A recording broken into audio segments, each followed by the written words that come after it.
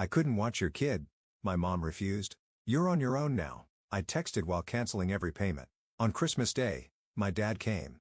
I couldn't watch your kid, my mom refused. You're on your own now, I texted while canceling every payment.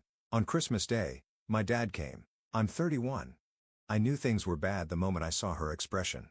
My mother, Margaret, was sitting on the couch with Lisa's kids looking healthier than I'd seen her in months. For a woman who was supposedly too frail to watch my daughter, Mia, for a single night, she seemed to be doing just fine with my sister's 3 children. My stomach dropped. Everything froze. The laughter died when they spotted me in the doorway. My mother's face paled for a split second before she recovered, pasting on that smile I'd seen 1,000 times before. Jake, what a surprise.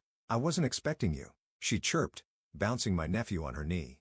I couldn't speak. The envelope of cash in my hand, the extra money for utilities I'd brought over, suddenly felt like a lead weight. My eyes darted between my mother, Lisa's kids, and my dad, who slumped deeper into his recliner, avoiding my gaze. You said you couldn't watch Mia because of your health. I finally managed my voice tight. The room went silent. My mother hesitated, but Lisa, always ready with an excuse, jumped to her defense. Too much on her plate, she said. Wouldn't want her to overdo it. My blood pressure spiked. A familiar pressure built behind my eyes. I repeated her words back to her, keeping my voice low. She was literally babysitting right now. My mother sighed, rubbing her temple like I was causing her stress. The irony wasn't lost on me. She explained that it was different, that Lisa needed her help. Raising kids alone isn't easy. The floor disappeared beneath me. 32 years of being second best crystallized in that single moment. I asked her point blank if Lisa, who had never paid a single bill in her life, who mom had bent over backward for since we were kids, needed her more than I did. Silence crashed down around us. My father shifted uncomfortably. Lisa rolled her eyes. And my mother, she just shook her head as if I was being ridiculous. Not like that, she insisted. But it was exactly like that. My jaw clenched tight enough to crack teeth. Everything suddenly made sense. My mother's supposed illness wasn't about health. It was about control. She didn't want to risk me cutting off the money flow, so she lied. She manipulated me. She let me believe she was too weak to help, all while cashing my checks without guilt. And Lisa knew. She had always known. Something inside me snapped. Years of frustration, resentment, and disappointment boiled over. I told them I finally understood. I was never part of this family, not really. Just the backup plan, the safety net, the idiot who kept the lights on while they all lived their lives. My mother gasped dramatically. I cut her off before she could speak. This wasn't fair? No. What wasn't fair was me paying their bills for years while they treated me like an afterthought, believing they actually needed my help when the truth was they just didn't want to do anything for me. My mother was a liar. Lisa leaned forward with that smirk I'd grown to hate. She called me dramatic, claimed mom had to tiptoe around me because I was uptight. I turned to her, my expression carved from stone. I called her pathetic. She let mom coddle her like she was still 15, and she ate it up because it was easier than taking responsibility for her own life. They deserved each other. Without another word, I turned and walked out. My mother called after me. Lisa yelled something snarky. My father remained silent. As always, I didn't stop. I couldn't. My hands trembled on the steering wheel. My throat burned. The drive home passed in a blur of streetlights and traffic signals. By the time I pulled into my driveway, I knew what I had to do. Erin was waiting for me in the kitchen, Mia already asleep upstairs. One look at my face was all it took. She asked me what happened, her voice soft with concern. I told her everything. The babysitting, the lies, the final confirmation of what we'd both suspected for years. She didn't seem surprised. Maybe part of her had always known too. She asked me what I planned to do next. I told her I was done. Just done. That night, I slept better than I had in years. The next morning, I canceled every payment, the rent, the utilities, the car insurance, the grocery deliveries, everything. Then I sent one final text. You're on your own now. Good luck. And I blocked their numbers. What followed was pure chaos. First came the missed calls, dozens of them lighting up my phone like a Christmas tree before I blocked their numbers. Then the emails, urgent, desperate, guilt-laden. When those went unanswered, they started calling Erin. She declined each call with a satisfaction that made me fall in love with her all over again. Finally, Margaret took it public. A long, tearful Facebook post about how her ungrateful son abandoned his poor, sick mother in her time of need. She described in vivid detail how she'd sacrificed everything for me only to be repaid with cruelty. I didn't take the bait. Instead, I wrote my own post without dramatics, just cold, hard truth. I've been paying their bills for years. My mother lied about being sick to avoid babysitting my daughter. She refused to watch my child for one night, but was perfectly fine watching my sister's kids. I was done being used. The reaction was immediate and brutal. Family members I hadn't spoken to in years reached out in support. Friends shared their own stories of toxic family dynamics. Even some of my parents' neighbors chimed in, mentioning how they'd seen my mother gardening or shopping on days she'd claimed to be bedridden. Lisa got the worst of it. Her carefully crafted image as the struggling single mom crumbled under the weight of questions about her spending habits and constant vacations. Then came the final act, a knock at my door 3 days later. Through the peephole, I saw them. Margaret and Frank standing on my porch looking desperate. My father's face was haggard. My mother's eyes were red-rimmed, though I wondered if the tears were genuine or just another performance. I hesitated, my hand on the doorknob. Part of me wanted to ignore them, to let them stand there until they gave up and left. But another part, the part that still hadn't completely let go, wanted to hear what they had to say. I opened the door but remained in the doorway, blocking their entrance. My mother began immediately. Her voice broke as she pleaded for us to talk, reminding me they were my parents. I told them to talk, not moving from my position. My father cleared his throat. "Son, your mother is devastated. We both are. We never meant to hurt you. You didn't mean for me to find out," I corrected him. "There's a difference." My mother reached for my arm, but I stepped back. "Sweetheart, I know you're upset, but cutting us off like this, it's cruel. We can't make our rent this month. The electric company is threatening to shut off our power. Is that what you want? Your parents living in the dark." The guilt trip was so predictable, so transparent that I almost laughed. "You have options," I said calmly. "Dad can get a job. You can downsize to a smaller place. Lisa can finally start contributing. Or you can keep playing these games and see where that gets you." My mother's expression hardened. "After everything we've done for you, this is how you repay us, by throwing us out on the street. What exactly have you done for me, Mom? Name one thing from the past decade that wasn't about what I could do for you." Silence. My father looked away. My mother's mouth opened and closed, but no words came out. That was what I thought I told them. They had made their choice. Now they could live with it. I shut the door. For the first time in my life, I was truly free. No more guilt. No more manipulation. No more chasing love that was never really there, and it felt damn good. The next few weeks were surprisingly peaceful. Aaron and I took Mia to the beach for a long weekend. We started looking at houses in a different school district, something we talked about for years but never pursued. I got promoted at work partly because I could finally focus without constant family emergencies distracting me. But, of course, life is never that simple. The gossip reached me through well-meaning co-workers and distant relatives. My parents were spreading rumors that I'd had some kind of mental breakdown. Lisa was telling anyone who would listen that I'd always been unstable and money-obsessed. My aunt called me one evening. She skipped the pleasantries, telling me immediately that they were saying I'd lost it. Margaret was telling everyone I was having some kind of midlife crisis. I sighed, leaning back in my office chair. I asked her if she was surprised. "Not even a little," she admitted. She knew my mother. She couldn't stand losing control. My aunt had always seen through my mother's manipulations. It was why they barely spoke anymore. I asked her how bad it was. "Bad enough," she told me. They were apparently being evicted next month. Frank tried to get his old job back at the hardware store, but they weren't hearing. Lisa had been asking everyone for loans, but people were starting to connect the dots. A twinge of something, not quite guilt, but close, passed through me. I told her it wasn't my problem anymore, but my voice lacked conviction. My aunt was quiet for a moment. She agreed it wasn't and acknowledged I'd done more than enough. She just thought I should know what was being said. After we hung up, I sat in silence watching the sunset through my office window. Was I a bad son? A cruel person? The doubts crept in like shadows. Erin found me there an hour later, still staring into the distance. She asked if I was okay perching on the edge of my desk. I admitted I didn't know. Part of me felt free, but another part felt guilty. She took my hand, her expression serious. She reminded me that I'd supported them for years. I'd given them more chances than they deserved. All they had to do was be honest with me, treat me with the same respect they gave Lisa. They couldn't even do that. She was right. I knew she was right. I confessed my worry about what would happen when they really needed help, when they were elderly and genuinely couldn't take care of themselves. Erin squeezed my hand. "That was a bridge to cross when we got there," she told me. But supporting them didn't have to mean being manipulated by them. There was a difference between helping parents and being their personal ATM.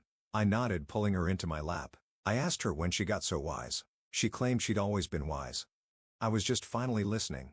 2 months passed. Mia learned to count to 20, a development that brought me more joy than any promotion ever could. We put an offer on a house in a quiet neighborhood with good schools. Life moved forward. Then came the Christmas card. It arrived on a Tuesday, nestled between bills and grocery store flyers. No return address, but I recognized my mother's handwriting immediately. Inside was a generic holiday card with a family photo, my parents and Lisa with her kids, everyone smiling as if nothing had changed. On the back, a single line in my mother's looping script. "We miss you." No apology. No acknowledgement of what had happened. Just 3 words that were supposed to make everything better. I tossed it in the trash without a second thought. That evening as Erin and I decorated our Christmas tree, the doorbell rang. I froze, tinsel in hand. Erin offered to get it, squeezing my shoulder as she passed. I heard murmured voices. Then Erin returned with an expression I couldn't quite read. "It was your dad," she told me quietly. "Just him." My father stood in the entryway, hands in his pockets looking smaller than I remembered. His hair had gone completely gray since I'd last seen him. Deep lines etched his face. We exchanged terse greetings. I asked him what he was doing here. He glanced at Erin then back to me. He asked if we could talk just for a few minutes. Erin gave me a look that said it was my call. I nodded, and she took Mia upstairs for her bath, leaving us alone. I gestured toward the living room, and we sat on opposite ends of the couch, the partially decorated Christmas tree blinking between us. "Your mother doesn't know I'm here," he began, staring at his hands. "She'd be furious if she found out that got my attention. So why are you?" He took a deep breath. "Because I owe you an apology, a real one, not whatever manipulative nonsense your mother's been trying." I didn't respond. I'd heard too many hollow apologies over the years. He continued, his voice rough. He had failed me not just recently, but my whole life. He stood by while my mother favored Lisa. He watched her take advantage of my generosity without saying a word. He let it happen. The raw honesty in his voice caught me off guard. I asked him why he never stepped in. He rubbed his face, suddenly looking every bit his 68. He confessed he was a coward. It was easier to let her have her way than to fight about it. Easier to stay quiet than stand up for what was right. He didn't expect forgiveness. He wouldn't in my shoes, but he needed me to know that I was right to walk away, and he was proud of me for having the courage he never did. Something tight in my chest loosened slightly. I asked him what would happen now. They were moving in with Lisa, he told me with a grimace. My mother's idea, not his. The irony was Lisa wasn't happy about it either. Turns out she didn't actually want to take care of them. Who'd have thought? Despite everything, I felt a small smile tug at my lips. Shocking. I deadpanned. For the first time in months, my father smiled too. A sad, tired smile, but genuine. He said he should go. My mother would be wondering where he was. I walked him to the door, uncertain what to say. He paused on the threshold, turning back. "Merry Christmas, son. That's a beautiful little girl you've got. You're a better father than I ever was." Before I could respond, he was gone, trudging through the light snow back to his car. I closed the door, leaning against it, oddly shaken. I hadn't expected him to acknowledge his failures, let alone apologize for them. It didn't erase the past, but it was something. Erin found me still standing there minutes later. She asked if I was okay. "Yeah," I said, surprising myself by meaning it. "I think I am." That night as we finished decorating the tree, I thought about family, not the one I was born into, but the one I'd chosen. Erin, who loved me without conditions. Mia, who looked at me like I hung the moon. Even my friends and co-workers who'd stood by me through everything. They were my real family. Not perfect, but real. We moved into our new house, a modest 4-bedroom with a backyard big enough for a swing set. Mia turned 3, celebrating with a dinosaur-themed party that left our kitchen covered in green frosting for days. I heard from my father occasionally, brief, awkward phone calls that neither of us quite knew how to navigate. My mother still refused to apologize, telling anyone who would listen that I was the one who needed to make amends. Lisa had apparently kicked them out after 2 months, unable to handle their constant demands. They were now renting a small apartment on a fixed income. Part of me felt vindicated. They were finally facing the consequences of their actions. But another part felt sad, not for them exactly, but for what could have been, for the relationships we might have had if things had been different. One sunny Saturday, as I pushed Mia on her new swing set, my phone buzzed with a text from an unknown number. "It's Lisa. Can we talk?" I stared at the screen, unsure how to respond. My sister and I hadn't spoken since that day at our parents' house. What could she possibly have to say now? Curiosity won out. "When and where?" I replied.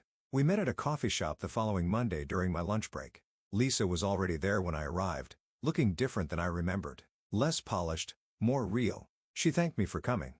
I asked her directly what she wanted. She wrapped her hands around her coffee mug, avoiding my eyes. She owed me an apology. She finally admitted. She'd been awful to me. I raised an eyebrow, waiting. She explained how she thought it would be fine when our parents moved in with her. She figured they'd help with the kids, maybe pitch in with bills, but they just expected everything. Mom complained about her cooking, her parenting, her housekeeping. Dad sat around watching TV all day. Sounds familiar, I remarked dryly. She nodded, looking chagrined. For the first time, she understood what I'd been dealing with. It was exhausting. After 2 months, she couldn't take it anymore. I noted that she'd kicked them out. She had to, she insisted. They were driving her crazy. I leaned back studying my sister's face. There was something different in her expression, a humility I'd never seen before. I asked her why she was telling me this. She sighed, meeting my eyes properly. She admitted I was right about everything. Mom did favor her. She did take advantage. She let me carry the burden alone because it was easier than admitting how messed up everything was, and she was sorry, truly. I wasn't sure what I'd expected from this meeting, but it wasn't this. Lisa had never apologized to me, not once in 32 years. I told her I appreciated that, but one apology didn't erase decades of behavior. She quickly agreed. She wasn't asking for forgiveness. She just needed me to know that she saw it now, what they did to me, what she did. She was trying to be better for her kids. Something in her words struck a chord. For my kids, despite everything, Lisa was a mother trying to break the cycle. I asked if she was still in touch with them. Sometimes, she said. Mom was still Mom. She'd never change, but Lisa was setting boundaries now. No more endless babysitting. No more loans. No more guilt trips. I nodded, understanding exactly what she meant. I asked about her kids, surprising myself with the question. Lisa smiled, some of her tension visibly easing. They were good, she told me. Busy. Jack had started kindergarten. Emma was obsessed with soccer. They sometimes asked about their cousin, Mia. An awkward silence fell between us. 32 years of complicated history couldn't be resolved in a single coffee meeting. I finally told her that I couldn't promise we'd ever be close. There was too much water under that bridge, but maybe we could start over, as adults, without all the baggage. Lisa nodded, eyes suspiciously bright. She'd like that, she said softly. We talked for another 20 minutes, careful neutral topics. Her job, my new house, the weather. It wasn't much, but it was a beginning. As we were leaving, she turned to me. She thanked me again for meeting her and for standing up to them. If I hadn't, she wasn't sure she ever would have seen the truth. I nodded, not quite ready to say you're welcome, but acknowledging her words. Walking back to my office, I felt lighter somehow. Not because everything was fixed, it wasn't and might never be, but because I'd finally broken free of the patterns that had defined my life for so long. I wasn't the family ATM anymore. I wasn't the forgotten son, the reliable one who never got the recognition he deserved. I was just Jake, husband, father, and man finally living on his own terms. That night, as I tucked Mia into bed, she looked up at me with her mother's eyes. Daddy, she said sleepily, are you happy? I kissed her forehead, breathing in the sweet scent of her shampoo. Yes, sweetheart, I said. I'm very happy. And for the first time and as long as I could remember, it was completely true.